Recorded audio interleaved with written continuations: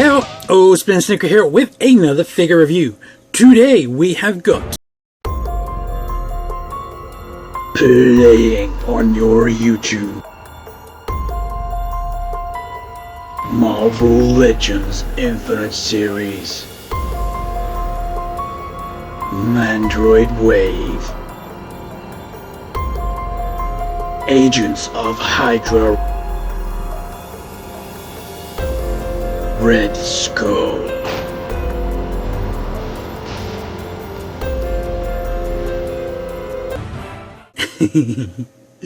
I wonder if it's ever going to stop making me laugh. Anyway, on to this bad boy. What do we think of this guy? Meh. Straight off the bat, just meh. He does come with some very cool objects and a really nice head and a new hand, but short of that we have seen the exact same body painted the exact same way over and over again. Actually, that's a lie, it's not painted the same way, it's a slight variant. But let's get into him. So you can see here he is standing here precariously, and he is holding the Cosmic Cube, or aka the Tesseract. We will go over that in a bit more detail. He comes with a total of 4 accessories: the cube, this pistol, that pistol, and I guess the harness, and maybe 5, and then of course his Build-A-Figure wave. So let's have a look at the box. As you can see, it says Marvel Legends Infinite Series. A picture of the figure in the box, open window, and then at the top it says Marvel Captain America, and at the very top we have Build-A-Figure Collection Mandroid. And then down at the very bottom of the box we have Agents of Hydra. This is the variant, because at the back of the box you can see we have a picture of Hydra and the AIM Soldier, and they are the variants of each. Completely different figures, so not really quite sure how they're a variant when they're 2 completely different figures. But whatever. Either way, they are both called Agents of Hydra. And if we scroll down to the bottom of the box, you can see the Build-A-Figure part, which consists of number 2, Agents of Hydra, includes left arm. So we get this one here with a nice menacing blade. As per usual, the rest of these, I've got this second hand. I did not want the Mandroid, so I did not get that part. So I do apologise, I will not be showing the Mandroid unless I can get one cheap. We shall see. So, on to the figure. Like I said, we have seen this mould a dozen times now. It has been used for Nick Fury. It has been used for Punisher, several Punishers. It has been used for... what else has it been used for? Ultimate Nick Fury. You know, it's been used and used and used quite a lot. The only thing that really changes about the figure is the boots. Some have these sleek kind of leather boots, where others have like army boots. I do have them, but I don't know where they are to hand. I'm not going to dig one out. Okay, accessories. He comes with this pistol, which is the exact same pistol we have seen before with the Punisher and Nick Fury.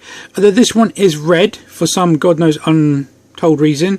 And then it has some kind of painting on the grip. I'm not quite sure what it's supposed to be. I don't know if it's supposed to be a skull. It just looks like a circle with 3 dots in it.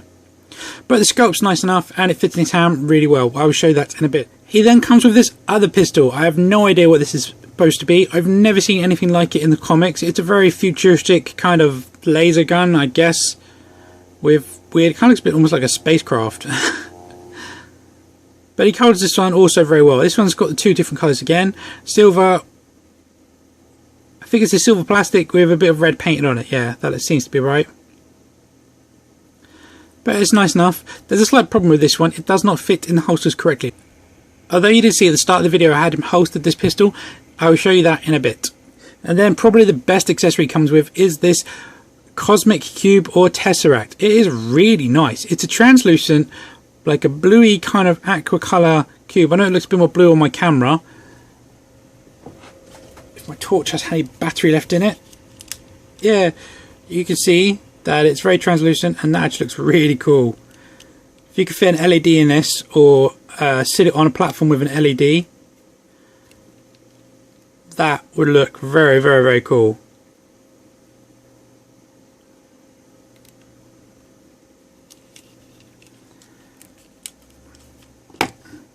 But while this is very cool, it is very tiny and it is hard to fit in his hands. Also, it is not without its faults. As you can see, there's a bit of plastic rub here.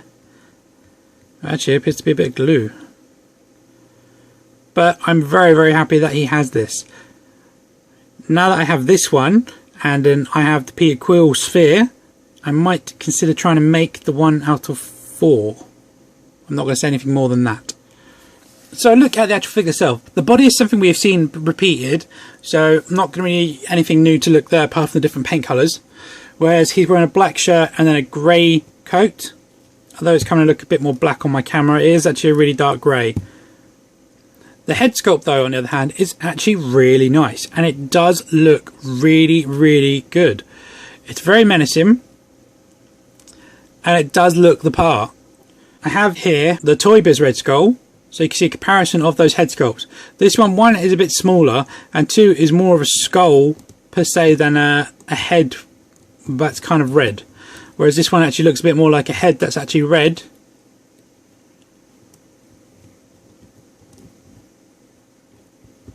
So that's very cool.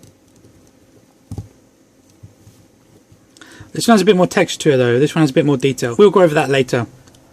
You can see from the portrait view that his doesn't actually have a nose, which I think is very cool. Very accurate to the character. And he does kind of have a bit of an ear there, but it seems to be very deformed. His coat does have a Hydra symbol on both sleeves, and that is actually really well detailed.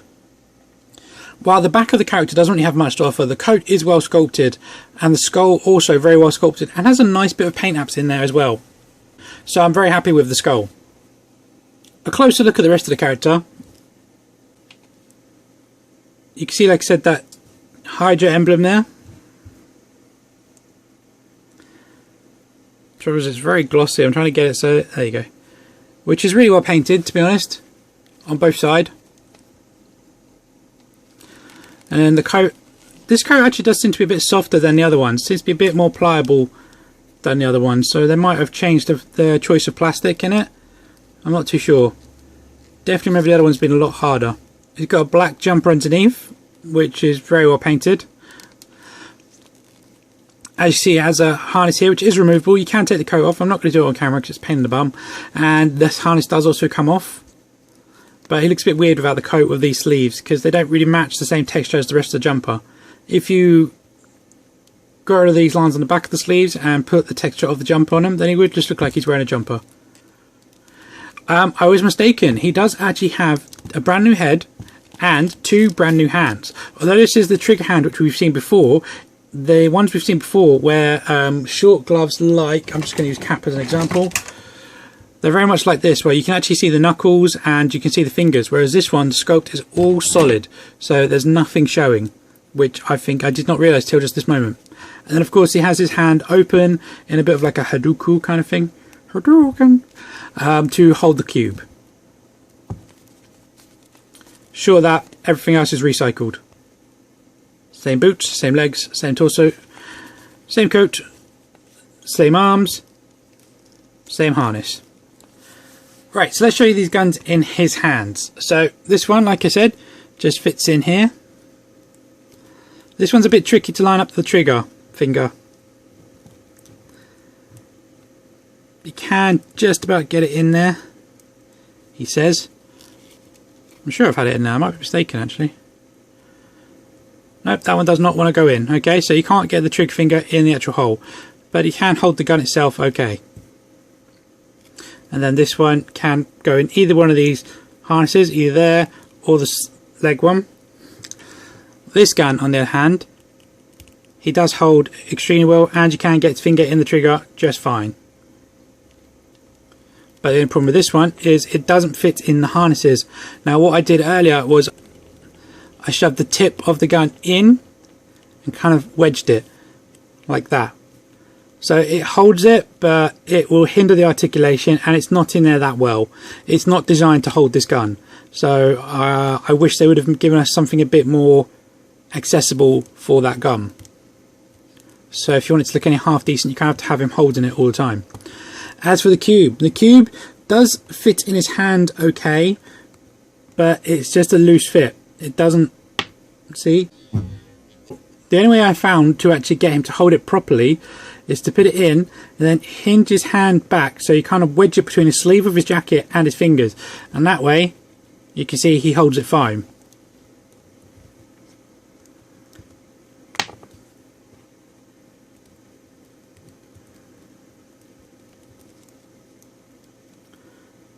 so you can do it straight on as well. Size comparison time. Red Skull stands just literally under 6.5 inches tall. Usual suspects. A bucket cap. Superior Spider-Man. Spider-Girl. Ultimate Captain America. Hyperion. Marvel Now Captain America. And the Toy Biz Face Off Red Skull. Okay, articulation. The head is on a ball, same as the others, so it just pegs off. Well, it's quite a tight one though. And you get a little bit of a rock in it and an ever so slight pivot in it. But you can rotate around 360 degrees. You're slightly, not hindered, but this kind of gets in, the collar gets in the way a little bit. And you can go up that far and down that far. Shoulders are on ball joints. They can go around 360 degrees. Again, the coat kind of gets in the way, but not massively. They can go out that far. They have a rotation at the bicep. Loving that. A double, very stiff, ratcheted elbow. And then the wrist can rotate around 360 degrees, and it can pivot from there to there. And this one from there to there.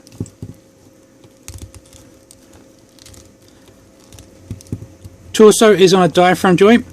You can go back that far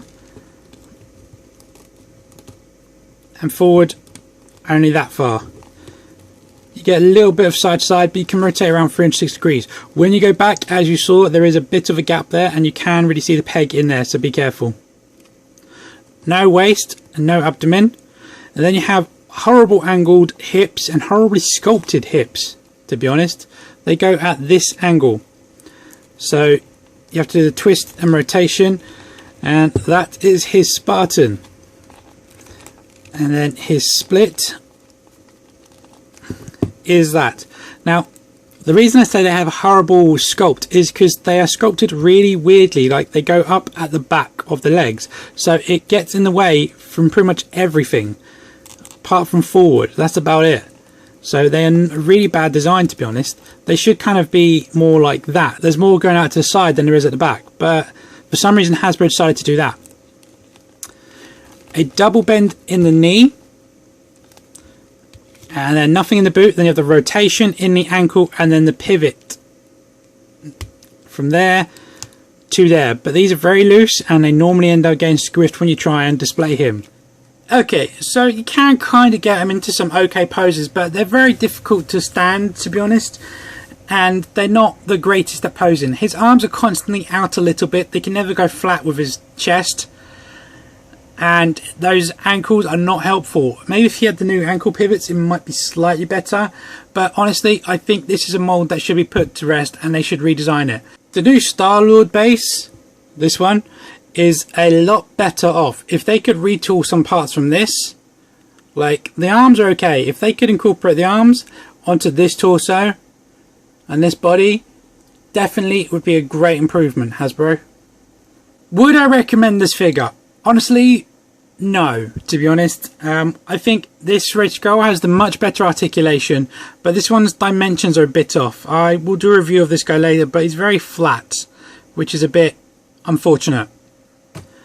The reason I've got this figure is I am going to be customizing him to improve his articulation, and I will probably be turning this one into my movie Red Skull, as I thought the Marvel Select one was just a bit too out of scale for my liking. Final thoughts on this figure. Although you do get a brand new head and 2 brand new hands, I think this figure is just too retooled and is not worth its money. I think this one would be a pass if you don't need it. I think if you are not going for the whole wave, then I think this one is probably a pass. But if you do want that Red Skull head, then unfortunately you have to get this body. I just can't really recommend this body to anyone. I just don't think it's good. I think it's got too many flaws for it to be a decent one. And I think we're getting another one again soon. I can't think who though. I'm pretty sure I remember seeing one online. Oh yes, Nick Fury. They're bringing out yet another movie Nick Fury figure using the exact same body again. So we've had that figure already and now we're going to get it again. Oh, Hasbro. Anyway, guys, that is my review. Sorry, it's a bit of a rant, but, you know, I've got to give you an honest opinion, and I can't honestly say that this is one that's worth picking up. So I do apologise for the ranting, but still, I hope you have enjoyed this video. If you have, please drop me a like down below. Please subscribe and add any comments you'd like to add about this figure or my channel. And as per usual, guys, you know the routine. I will catch you in my next one. Bye-bye.